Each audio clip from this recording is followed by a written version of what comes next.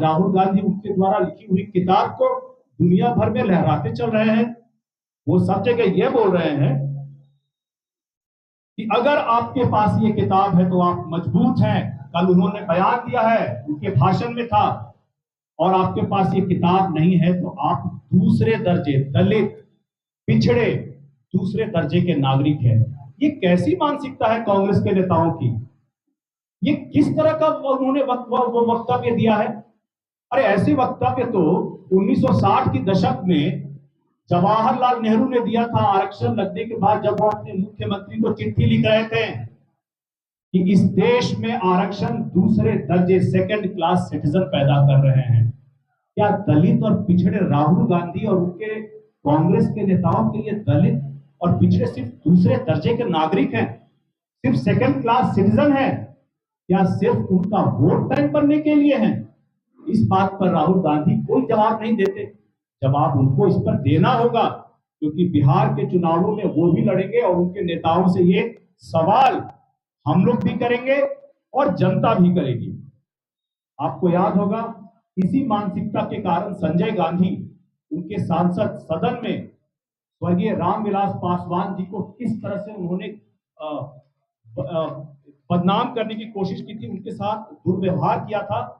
और तब इसी बाबा साहब के संविधान से सशक्त होकर के रामविलास पासवान जी ने कहा था कि ऐ संजय गांधी, तुमको जहां फरियाना है फरिया लेंगे, बताओ कहां आना है।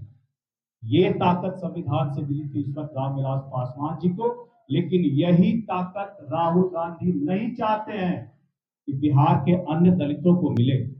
और दलित तो छोड़िए, अभी लोकसभा चुनाव में जिस तरह से एक भूमिहार समाज के नेता, उनके लिए उन्होंने काम किया पूरे बिहार में, और अभी चुनावों के मद्देनजर जिस बेआबरू से उनको बेइज्जत करके, आपने कल देखा होगा किस तरह से उनको वहां से निकाला गया। पहले पद से निकाला गया और फिर कार्यालय से निकाला गया। क्या आज भूमिहार समाज का वोट कांग्रेस पार्टी को नहीं चाहिए?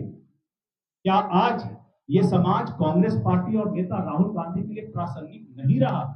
ये किस तरह की मंशा है, ये किस तरह का विचार है जो सिर्फ समाज को आगे ले जाने के बजाय, मुख्य धारा में जोड़ने के बजाय सिर्फ और सिर्फ वोट बैंक की तरह दिखता है? कल राहुल गांधी आकर के बिहार में एक बहुत बड़ा झूठ भी बोल करके गए हैं। उन्होंने कहा कि हम लोगों ने तेलंगाना में आरक्षण बढ़ा करके 69% कर दिया है और वहां पे दलित और पिछड़ों को हम मजबूत कर रहे हैं। इतना बड़ा झूठ बोल करके गए हैं। वहां पे उनके सदन में 2 बिल पास हुए हैं जिसमें तेलंगाना में ओबीसी का आरक्षण बढ़ करके 69%, 42% बढ़ा, 69% हो गया है। लेकिन क्या सिर्फ बिल पास होने से कानून बन जाता है? आज तक ये बिल वहां गवर्नर के पास क्यों नहीं भेजा गया? इसको क्यों नहीं इंप्लीमेंट किया जा रहा है? इसके लिए कानून क्यों नहीं बन रहे हैं? क्योंकि उन्होंने एक झुनझुना पकड़ा दिया है वहां की जनता को, जो वो झुनझुना बिहार में भी लेकर के आए थे। पहला उनका जो वहां बोलते हैं कि हमने कास्ट सेंसस किया था, वो कास्ट सेंसस नहीं, वो कास्ट सर्वे था। वो एक गलत तरीके से 4 महीने में किया गया कास्ट सर्वे था। और उसके बाद जो बिल, जिसकी बदौलत वो कह रहे हैं कि हमने संविधान, हमें वहां पिछड़ों को 69% का आरक्षण दे दिया, उन्होंने आरक्षण नहीं दिया है, बिल पास किया है, लेकिन अभी तक गवर्नर के पास साइन होने के लिए नहीं भेजा है। और दलील क्या दे रहे हैं कि हम ये सरकार को भेज रहे हैं, केंद्र सरकार को, ताकि संविधान की 9वीं अनुसूची में इसको डाला जाए। क्या जनता इतनी बेवकूफ है? क्या जनता को समझ में नहीं आ रहा है कि आपने उन्हें एक 69% आरक्षण का झुनझुना पकड़ा दिया है, लेकिन धरातल पर आपके पास कुछ नहीं है? क्योंकि जब तक ये संविधान, जब तक ये कानून गवर्नर के द्वारा साइन नहीं होगा, तब तक इसको लेकर के कानून नहीं बनेंगे, अलग अलग प्रावधान नहीं बनेंगे, और इसमें फिर ये धरातल पर कभी नहीं उतरेगा। और इसी झूठ को वो बिहार में लेकर के आए थे कि हम कास्ट सर्वे करेंगे और यहां भी हम आरक्षण बढ़ाने का प्रावधान करेंगे। साथियों, हम लोग ये मानते हैं, हम लोग जानते हैं, इस समाज के पक्ष में एक शब्द भी बोलते हुए सुना था आप लोगों ने? पूरे वक्त सदन में वो महज 1 घंटे के लिए उपस्थित थे। जब जब कैमरा आता था सामने तो दिखते थे कि राहुल गांधी बैठे हुए हैं, और जैसे ही कोई वक्ता खड़े होकर के पक्ष की तरफ से बोलते थे तो राहुल गांधी सदन से निकल करके बाहर चले जाते थे। ये दिखाता है कि मुस्लिम समाज को लेकर के जो उनकी भावना है, उनकी जो विचार है, और जो पुरानी दास्तान चली आ रही है कांग्रेस की, कैसे वो मुस्लिम समाज को स्वीट पॉइजन धीरे धीरे देते रहते हैं अपना वोट बैंक बनाए रखने के लिए, उसी के तहत सदन में आएंगे और पक्ष के वक्ता जब बोलेंगे तो वहां से उठ करके चले जाएंगे।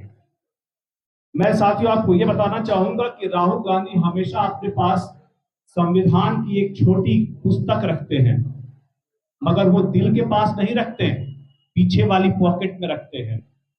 ये दिखाता है कि संविधान को लेकर के कांग्रेस पार्टी और उनके नेता की क्या मंशा है, क्या भावना है। अगर यही जिस तरह से किताब लेकर के हमेशा सदन में लहराने का काम करते हैं तो क्या वो मेरे कुछ सवालों का जवाब देंगे? आप ये बताइए, डॉक्टर अंबेडकर की जरूरत कांग्रेस पार्टी को तब थी जब संविधान बनाने की जरूरत थी।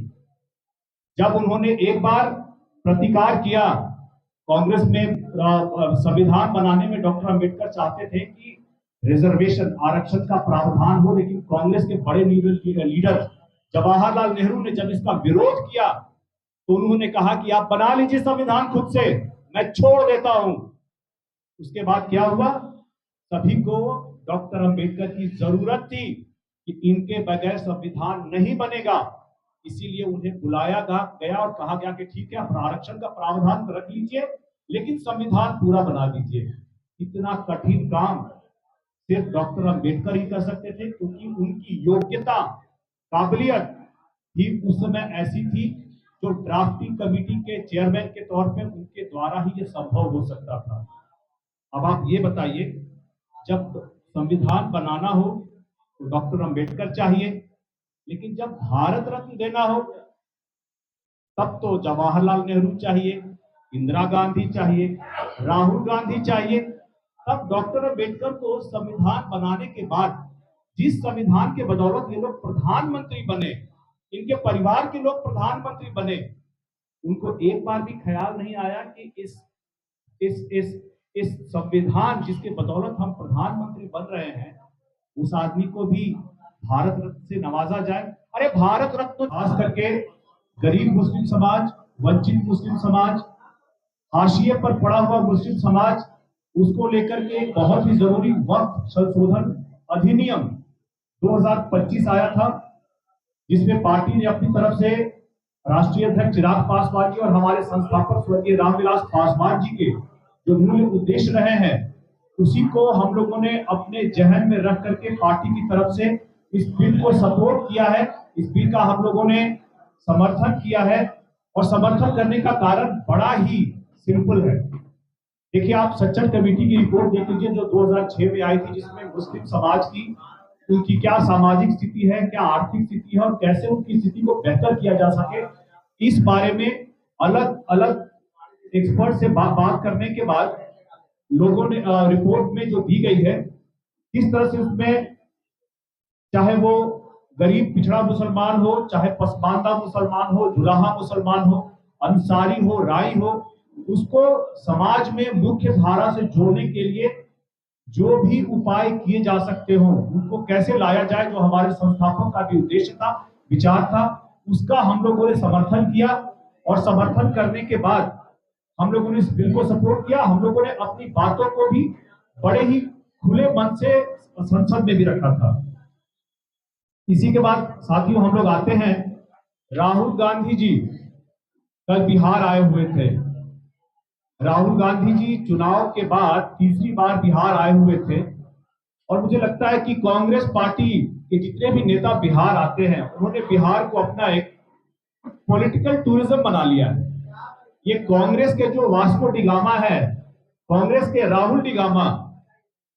जो राहुल डिगामा है, ये जब भी बिहार आते हैं, ये दलितों की बात करने नहीं आते हैं, ये पिछड़ों की बात करने नहीं आते हैं।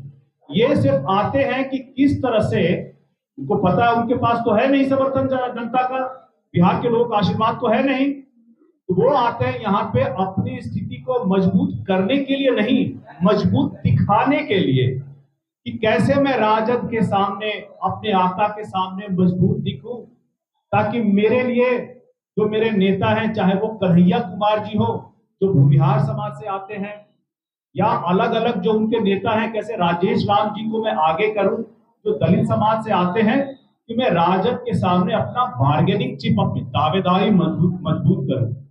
उनका यहाँ आना सिर्फ और सिर्फ चुनावों को लेकर के है।